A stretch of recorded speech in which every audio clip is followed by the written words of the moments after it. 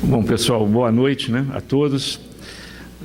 Trazemos, como sempre, aquele abraço fraterno da casa de Eurípides Barçanufo, que esse mês está em festa, Dia 1º de maio, o nascimento do nosso professor lá de Sacramento, também é o aniversário de fundação da nossa casa.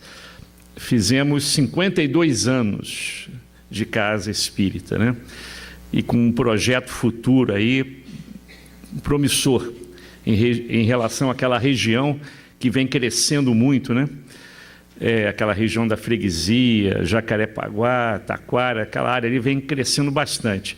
Então a gente sabe da nossa responsabilidade, principalmente pela casa ter saído daqui de Fabiano, Fabiano é que deu essa força para que os 5 rapazes daquela época, por volta dos seus 28, 30 anos, fundasse aquela casa há 52 anos atrás. Desses 5, 2 ainda estão encarnados. Um deles vocês terão aqui, no aniversário da casa, que é o Gilberto, para falar aqui com vocês. E vou aproveitar e convidar para quem quiser conhecer um pouco mais da vida do nosso querido apóstolo da caridade, querido professor Eurípides. No dia 28 desse mês, um domingo, nós faremos o 21º encontro sobre a vida e a obra de Eurípides Barçanufo, baseado num livro que foi editado pelo Colégio Allan Kardec, colégio fundado por Eurípides, e que ainda está em atividade, com mais de 100 anos de atividade, que chama-se Eurípides, o Médium de Jesus.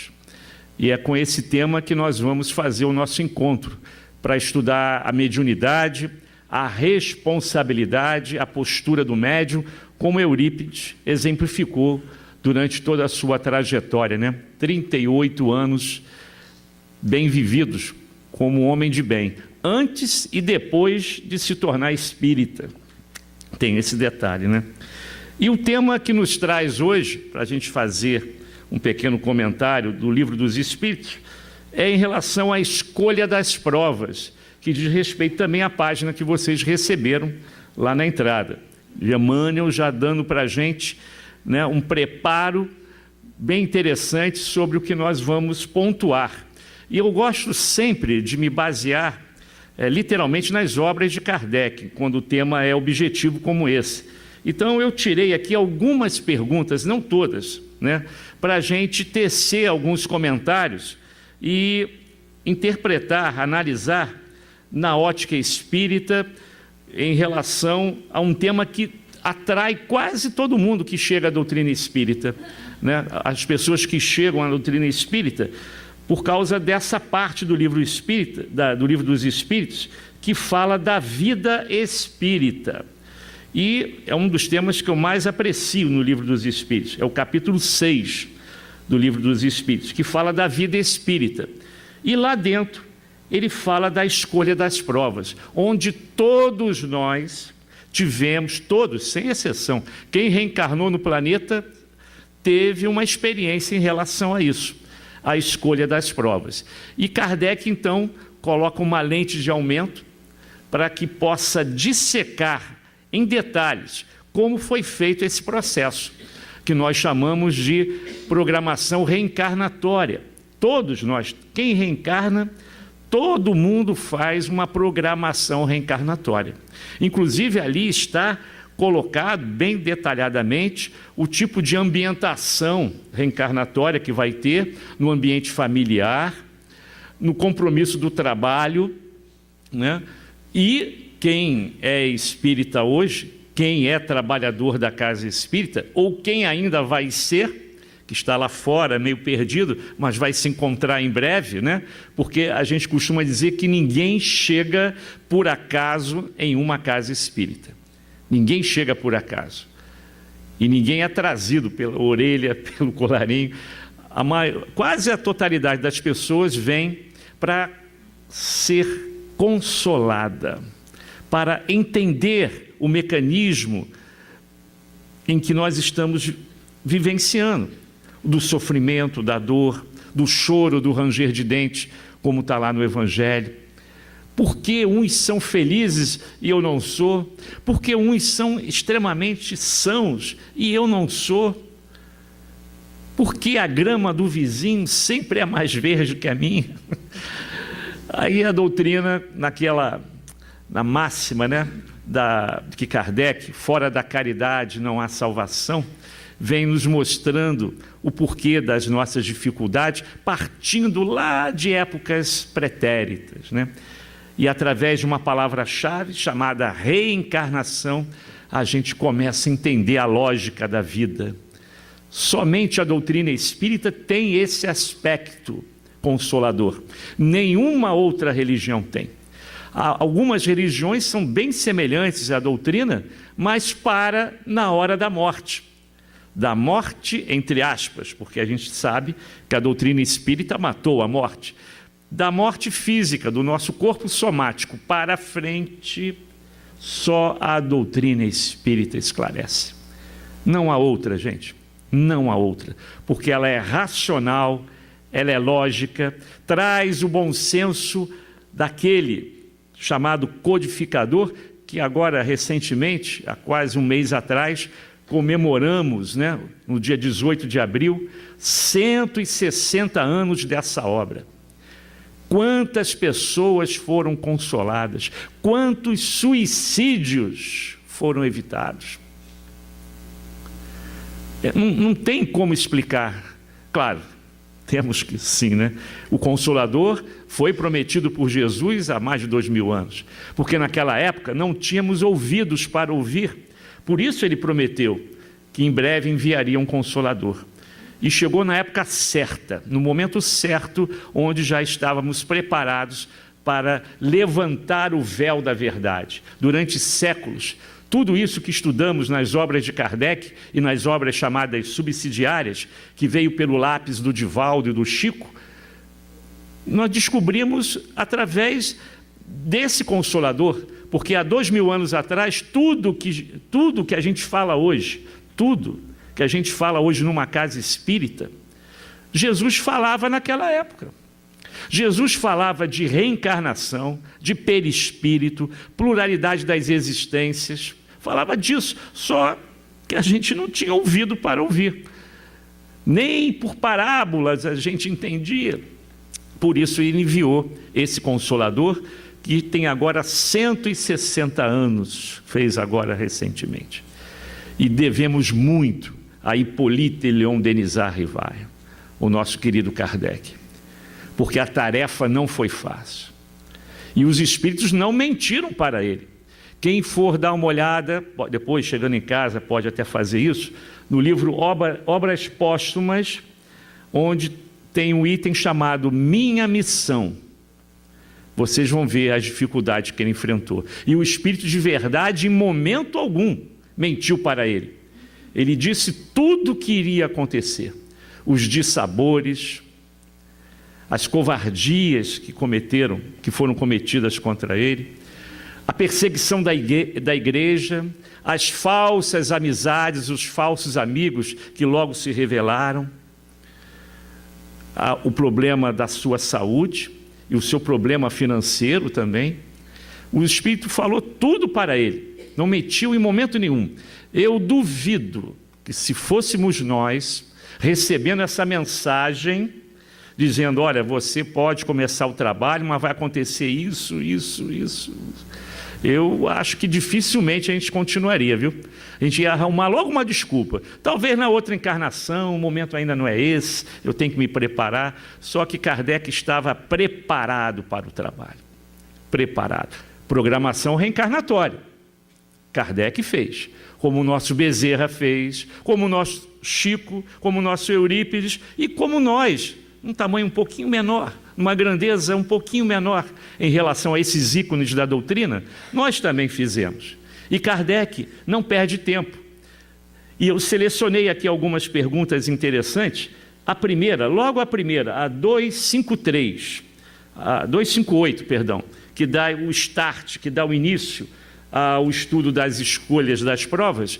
Kardec pergunta assim: no estado errante, quer dizer, quando a gente está na erraticidade, no estado errante, e antes de retomar uma nova existência corporal, o espírito tem a consciência e a previsão das coisas que lhe acontecerão durante a vida?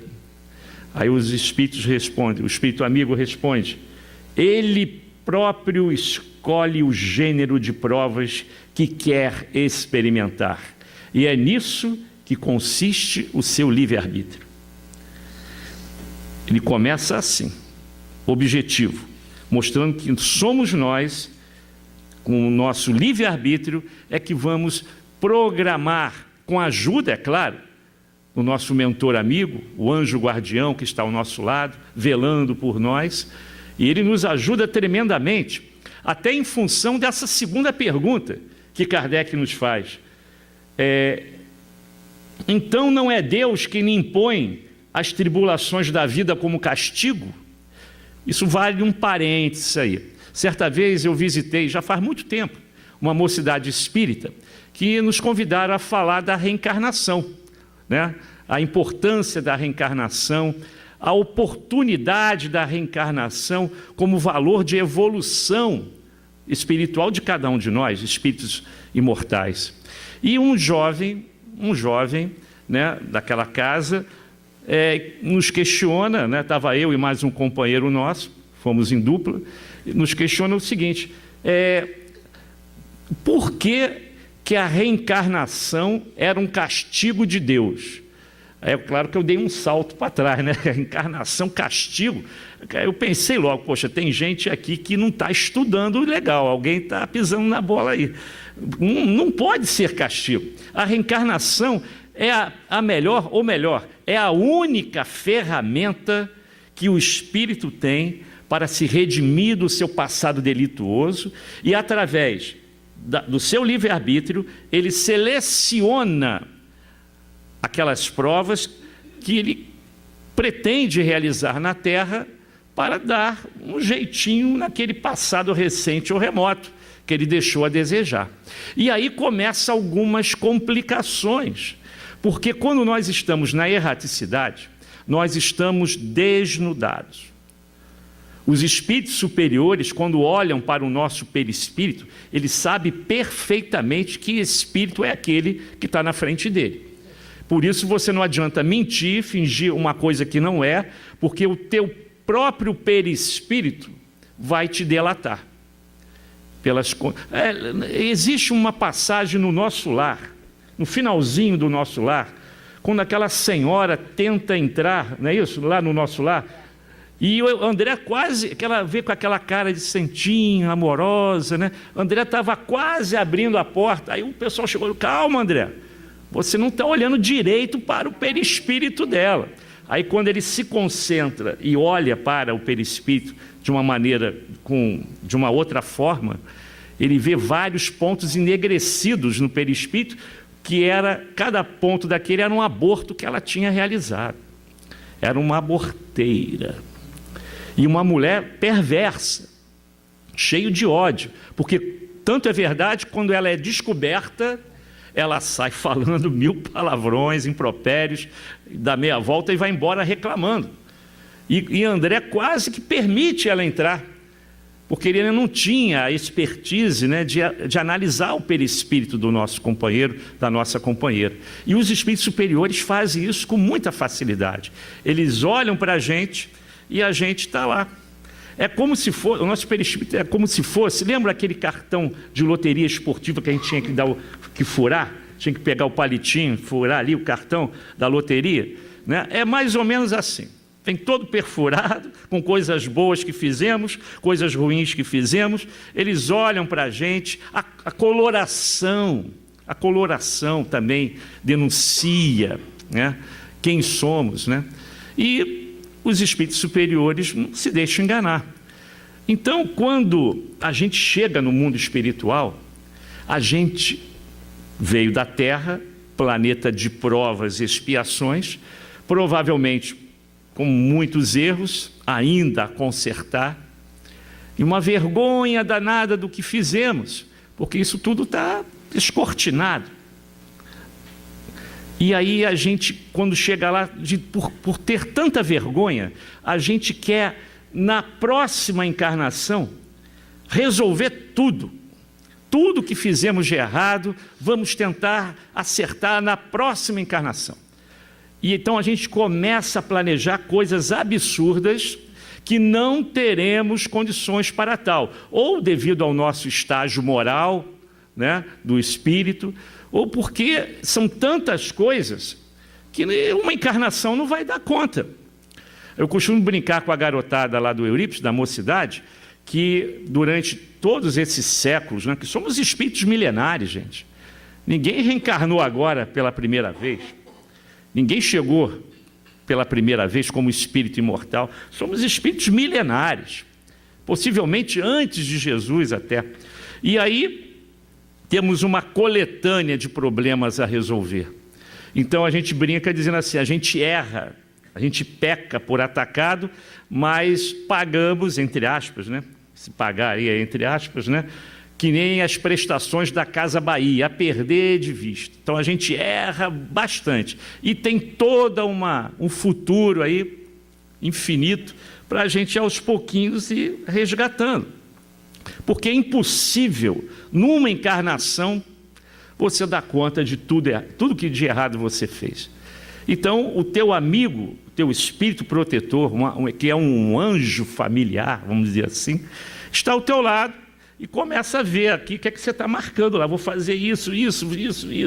Eu falei, olha, vamos devagar, porque 10% disso aí que você colocou, você não vai conseguir realizar. Então, vamos riscar isso, vamos riscar aquilo. Então, ele já se programa para outras encarnações, né? Dar prosseguimento a, vamos dizer assim, o acerto de contas que ele deixou. Repare que Deus, nosso Pai Criador, não fica em cima cobrando. A lei é dele, a lei é divina, a lei de ação e reação é para todo mundo, para todos os espíritos. Existe a lei de ação e reação. Mas quem cobra, na verdade, é a nossa consciência. Por isso que ficamos envergonhados de saber que ainda estamos longe de determinados compromissos na área do bem, na área da ação, da caridade, do compromisso com o próximo, e pedimos para reencarnar com várias dificuldades para valorizar esse trabalho.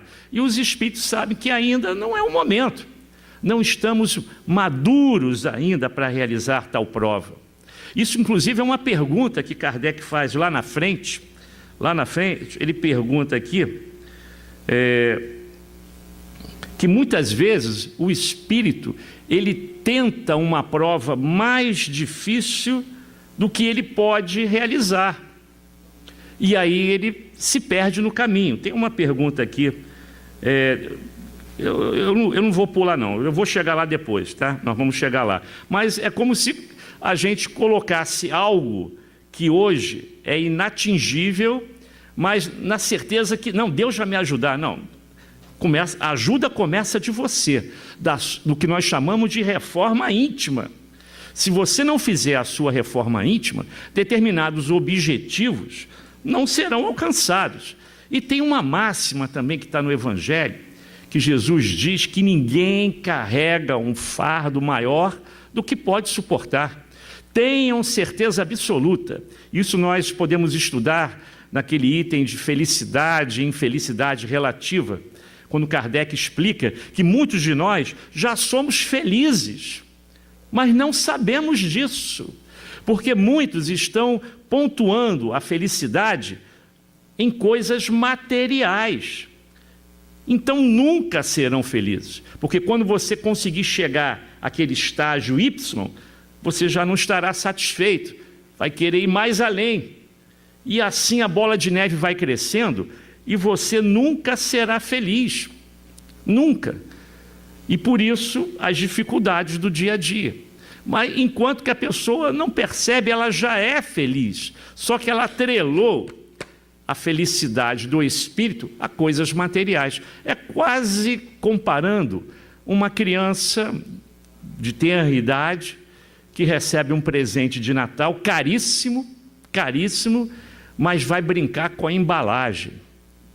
Ou então vai brincar com aquele carrinho um dia só, vai deixar de lado, vai brincar com o outro depois que vai ganhar.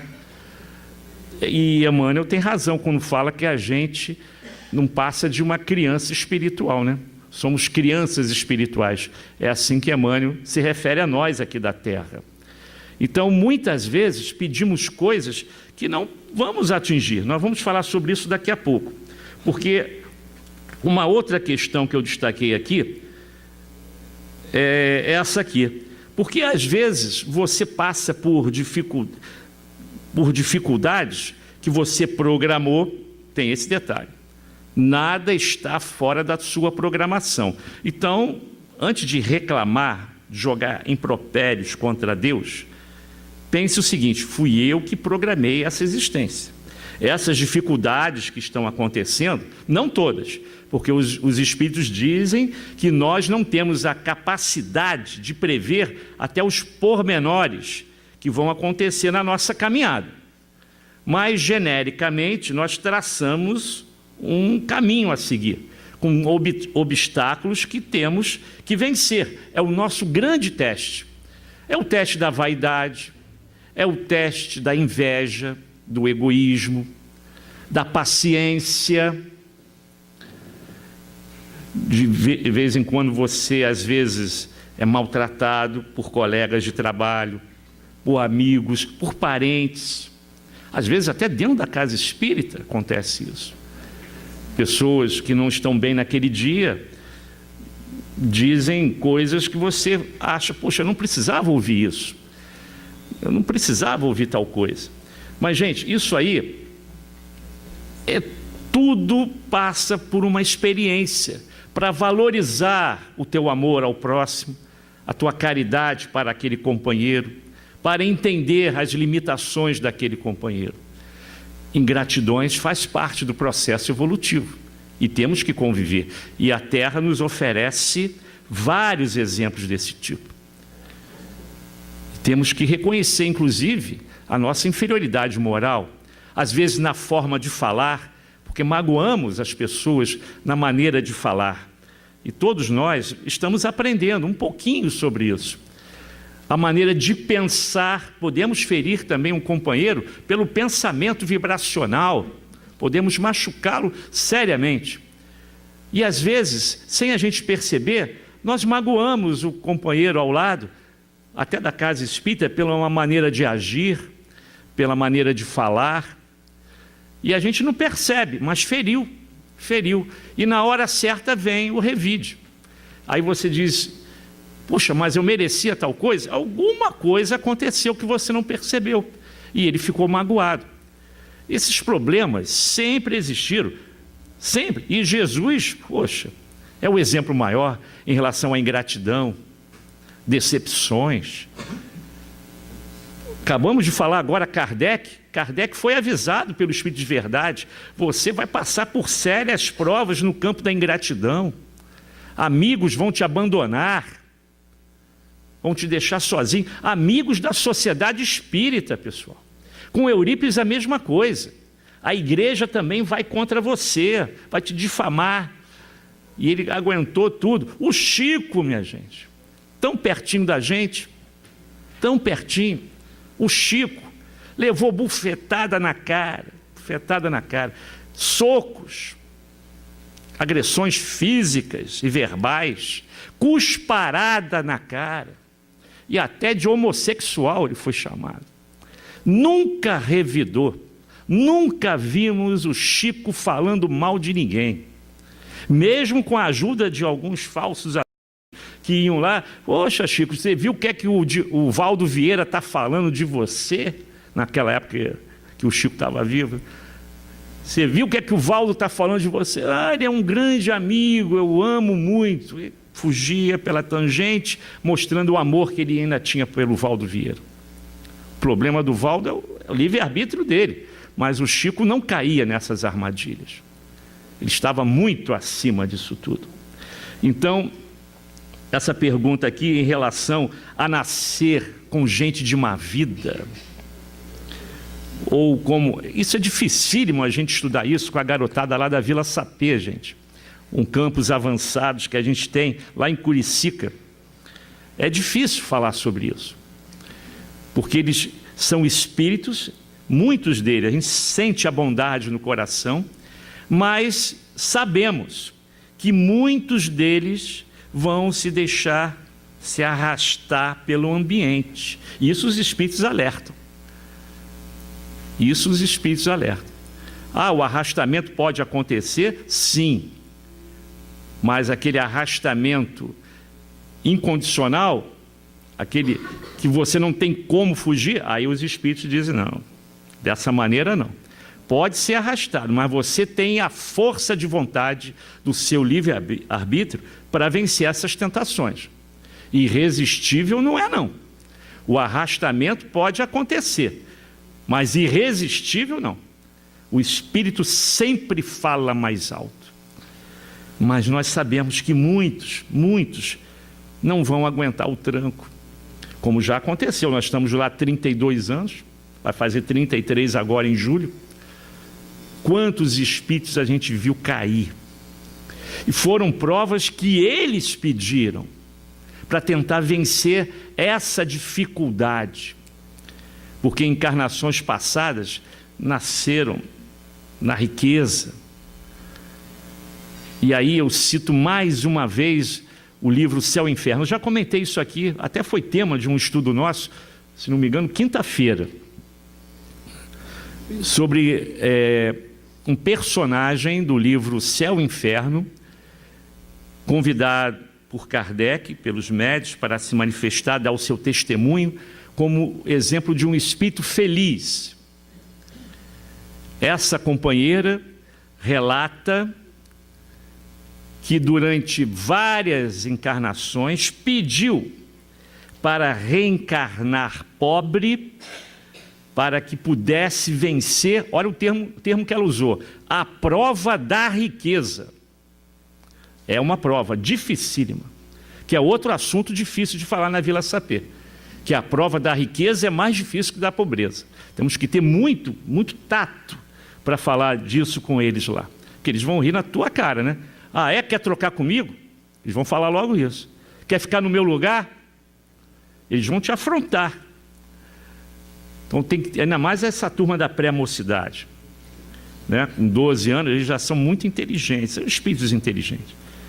E que eles têm que ser trabalhados nesse sentido, que a programação reencarnatória deles, nessa existência, tem que ser ali por causa de algum problema ocorrido no passado delituoso deles. E foram eles que pediram para reencarnar ali na favela, que hoje não é mais uma favela, é uma comunidade, bem melhor do que há 32 anos atrás, que vivia em palafitas, esgoto a céu aberto.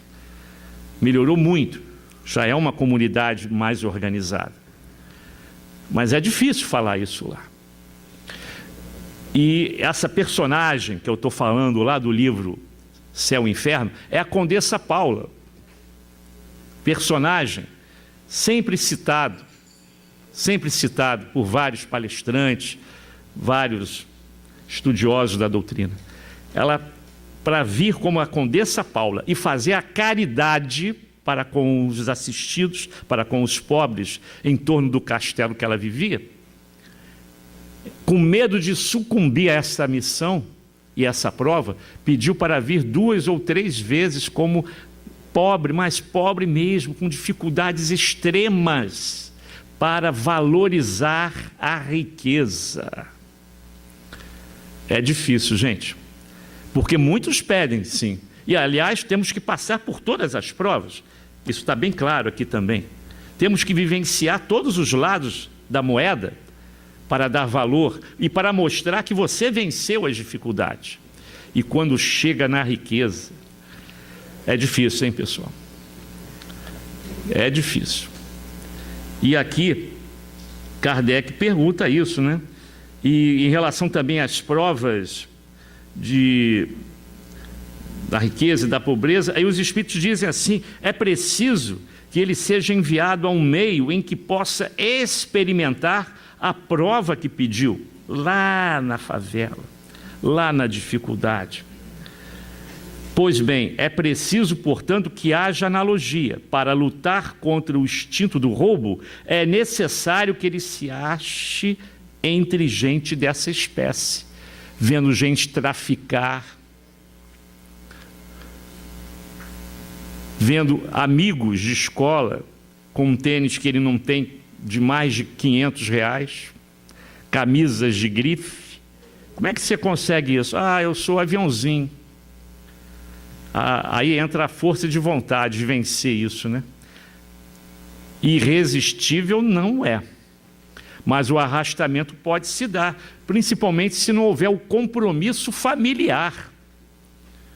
Porque muitas vezes a gente percebe, a gente que é educador, né, trabalha como professor já há mais de 35 anos, a gente percebe que quando chama o pai para conversar, a gente percebe que o pai é pior que o filho, né?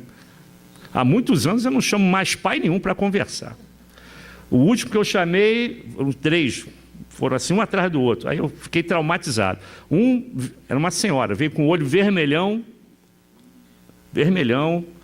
toda alegre, quer dizer, cocaína ali, né? O outro veio com um bafo de álcool que quase que te derrubava. E a outra falava mais palavrão que o filho. Eu falei, eu vou fazer o que com essa turma aqui? Eu cheguei à conclusão, vou chamar a garotada, no intervalo, vou bater um papo lá no corredor, lá no pátio, bater um papo de espírito para espírito, né? Resultou 100% de melhora. Aí ninguém sabia, mas como é que você consegue fazer com essa turma aí, preste atenção aí na tua aula. Ele levantava o cara, botava ele lá em cima, tu não vai me decepcionar não, hein? Você é um dos meus melhores alunos, você está com esse comportamento aí, que eu não sei de onde você traz isso aí, mas você é bom, eu confio em você. Ele levantava a bola, levantava, olha, eu vou estar contigo, sempre que precisar você conta comigo. Aí levantava a moral lá do indivíduo lá, acabava. E não era só naquele período não, sempre ficávamos mais amigos, conversávamos, enquanto que os outros gritavam, mandavam tirar de sala. É um recurso que Eurípides nunca usou no colégio Allan Kardec. Eurípides nunca botou aluno para fora de sala de aula. Isso vem já lá de uma encarnação passada com Pestalozzi, né? Lá no castelo de Verdun, quando Eurípides era Lavater, o grande filósofo suíço, muito amigo de Pestalozzi. Por isso que ele traz o projeto Colégio Allan Kardec para colocar em funcionamento lá no interiorzinho do Triângulo Mineiro. Então tem alguma coisa assim de importante nesse processo aí. E ainda estamos aprendendo, né, a lidar com esses espíritos que estão chegando aí, que eu chamo da garotada do 3º milênio, né? Então, a prova da riqueza temos que vivenciar, a prova da pobreza também. Então, agora, dependendo do tipo de espíritos, ele não precisa passar por todos os tipos possíveis e impossíveis de provas, não precisa, porque a gente já sabe a índole daquele espírito e ele já sabe que ele vai vencer aquilo com maior facilidade. Então ele vai conseguindo pular alguns degraus evolutivos, como nessa pergunta aqui, ó, que eu separei aqui, onde é que está? Deixa eu ver aqui, está nessa página aqui. Muitas pessoas desejam as grandezas e as riquezas, e certamente não seria como expiação nem como prova. Aí ele, aproveitando ainda a temática da riqueza, sem dúvida, é a matéria que deseja essa grandeza para gozá-la, e é o espírito... Perdão, só um minutinho. Mas é o espírito que a deseja para conhecer-lhe as vicissitudes. Kardec faz uma outra pergunta sequencial, como se não tivesse satisfeito com aquela anterior. E pergunta assim: até que atinja o estado de pureza perfeita, porque ele vai então reencarnando como rico, pobre, com saúde, sem instrução, muitas vezes, para provar, né, a humildade. Aí Kardec, até que atinja o estado de pureza perfeita, o espírito tem constantemente que experimentar todas as provas? Aí os espíritos falam aquilo que a gente acabou de comentar aqui, né? Olha, ele tem que experimentar várias provas, diz assim os espíritos, mas elas não são como entendeis. Chamais provas as tribulações materiais. Ora, o espírito que chegou a um certo grau, embora não seja perfeito, não necessita mais suportá-las. Tem sempre, porém, deveres que o ajudam a aperfeiçoar-se. Então ele pode pular aquele processo ali, porque pela índole dele, provas semelhantes àquelas serão vencidas com dificuldade. Ele quer coisas mais à frente, novos desafios. E assim ele vai evoluindo, e assim ele vai crescendo. Para resumir, é o que a gente fala lá na nossa mocidade. Para que a gente possa atingir um grau de evolução razoável e que possamos sair desse planeta de provas e expiações, onde só estão encarnados aqui espíritos falidos, espíritos doentes, espíritos compromissados com o egoísmo, com o ódio, com a inveja, com a ignorância. Para sair daqui, basta conjugar 2 verbos, mas do fundo do seu coração, que é o verbo amar e o verbo perdoar. A gente acha que sabe perdoar, mas de boca para fora.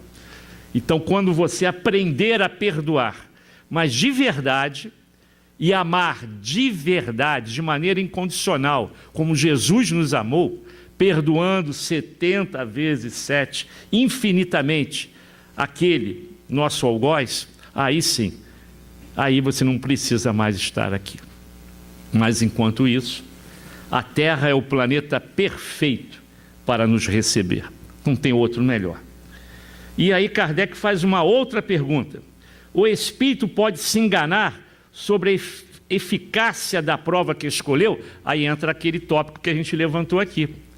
Ele pode sim. Às vezes ele acha preparado para aquele desafio da riqueza. Eu vou vencer.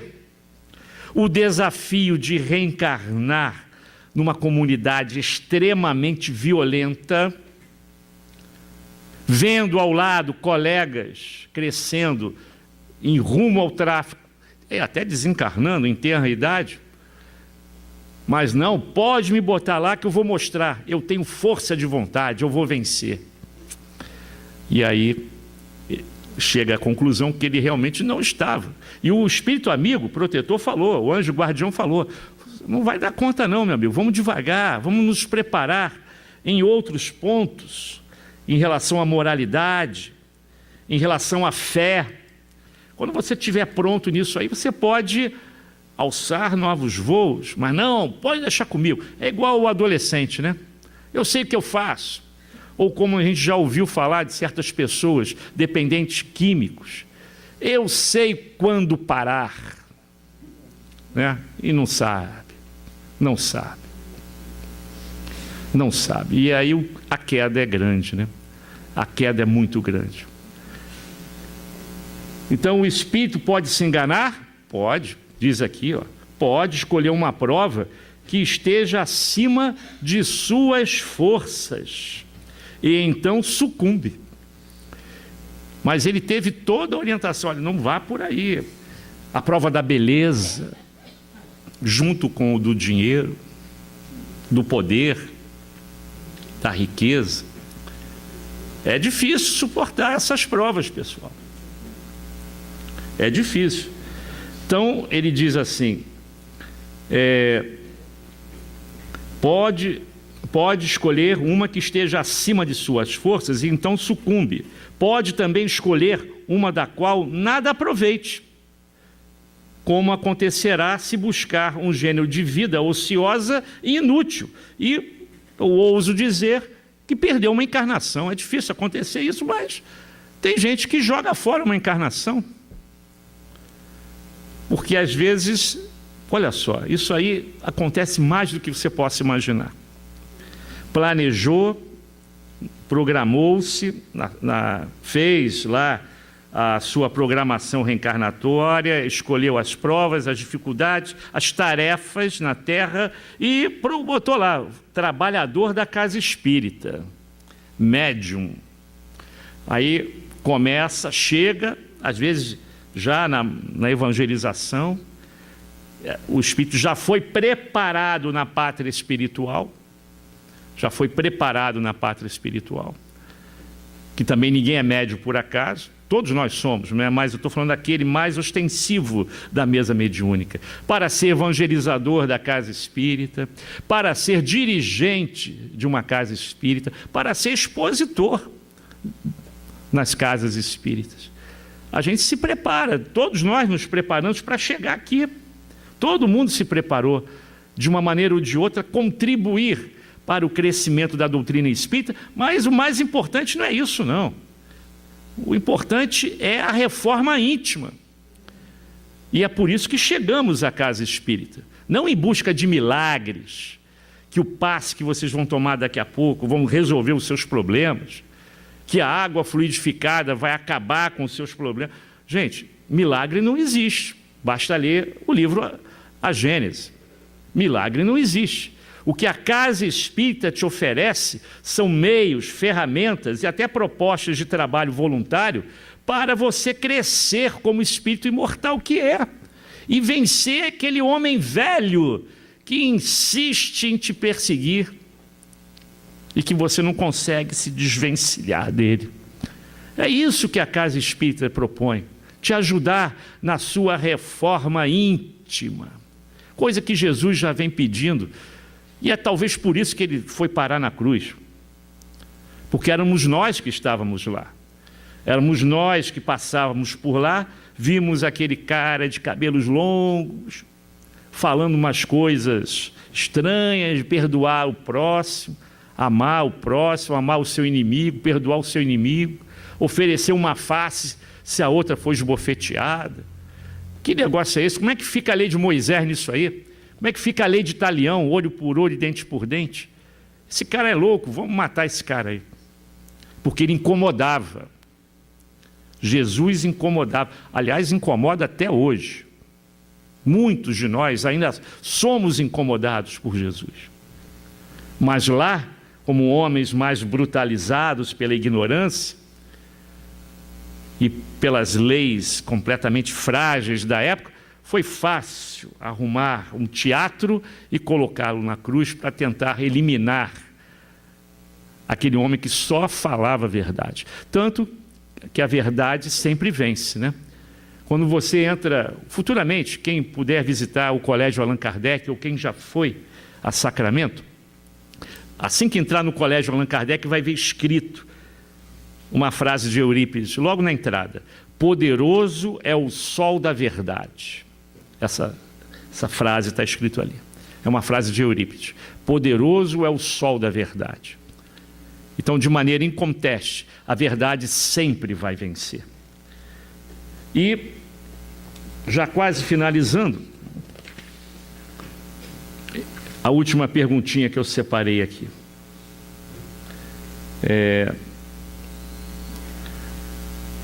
Continuando, eu não acabei ainda não. Olha só, em relação a se ele pode se enganar ou não, né? Então ele continua aqui. Se ele preferir aquilo que nós falamos, um gênero de vida ociosa e inútil, né? Ele, retornando ao mundo dos espíritos, percebe que nada ganhou e pede para reparar o tempo perdido. Lembra que eu falei que a nossa consciência é que cobra?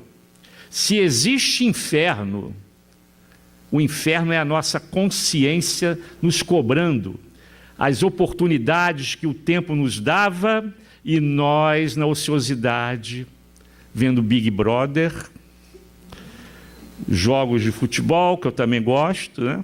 Mas a gente pode ter um tempinho para tudo, né? Mas temos que aproveitar aquele tempo que nós temos para o trabalho. Como eu falei, ninguém chega a uma casa espírita por acaso.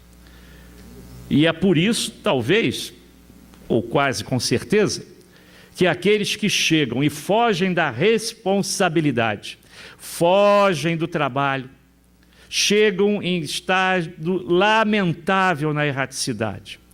E é por isso que Eurípides fundou aquele hospital chamado Esperança, onde tem uma ala só para médiuns espíritas que faliram ou nem começaram a sua missão. Mas estava preparado para aquilo. Ele foi preparado na pátria espiritual. Mas na hora que chegou e viu, ainda não está na hora. Vamos esperar mais um pouquinho. Ociosidade. E isso a consciência cobra.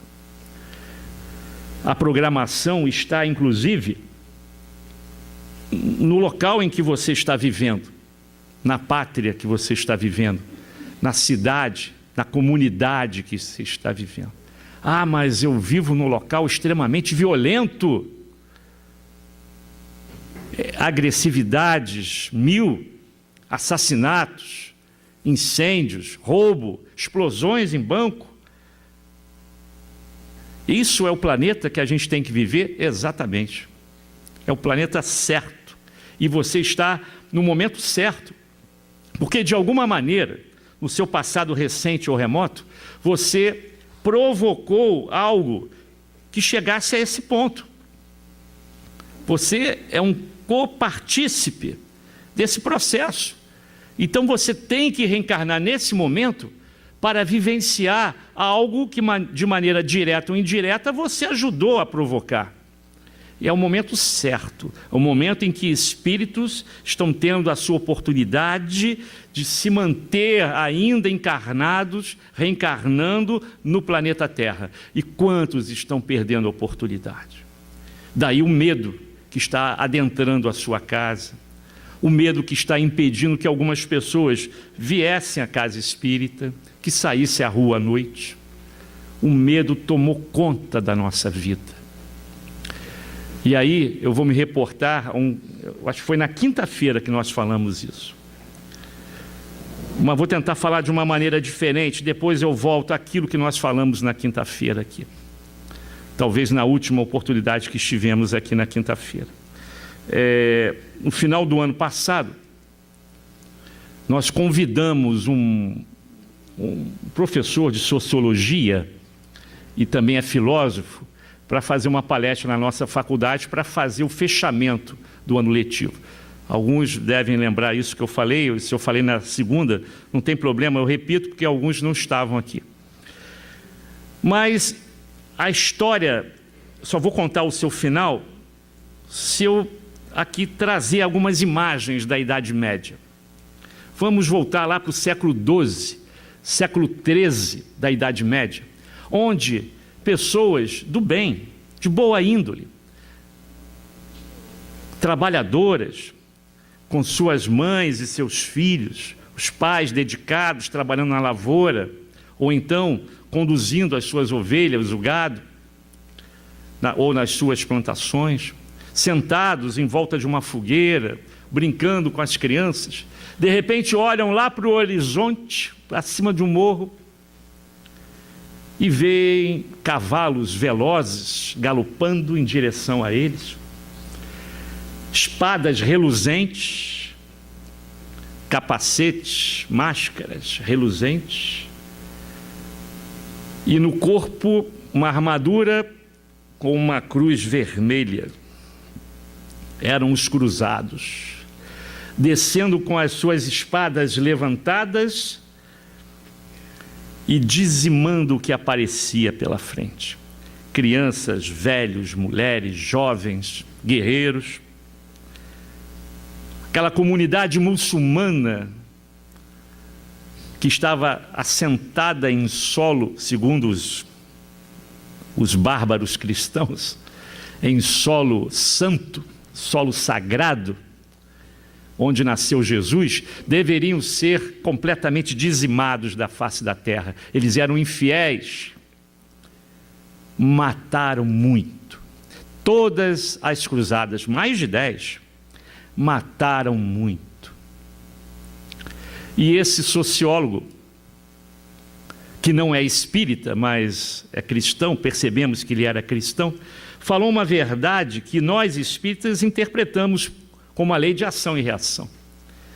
E ele, em certo momento da sua palestra, falou uma coisa que mexeu com todo mundo, mesmo quem não tinha religião ali. E na área acadêmica, vocês sabem, né? Tem aqueles que, para aparecer, se dizem ateus.